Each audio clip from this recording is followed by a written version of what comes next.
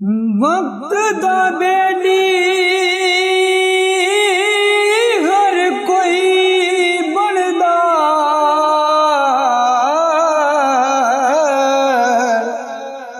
ओ शाला वक्त न खावे डोले। सजन दुश्मन बनवेंदे, हो जदों वक्त नू पैंदे रोले। ते वक्त सलामत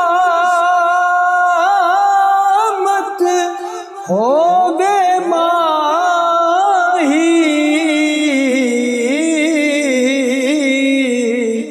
ओ सजन आनने नाल खलोंदे।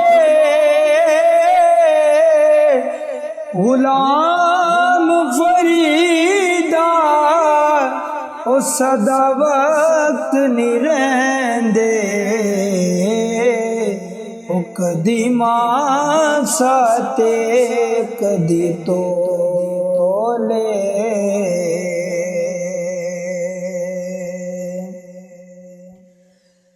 ते बस कर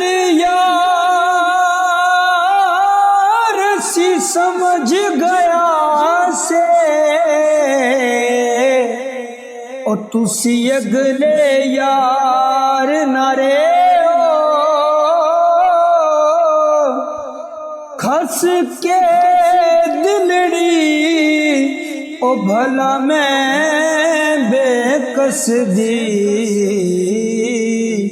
उतों बेपरवाह थींगे। अगले जख्म ते पे चरमांदे,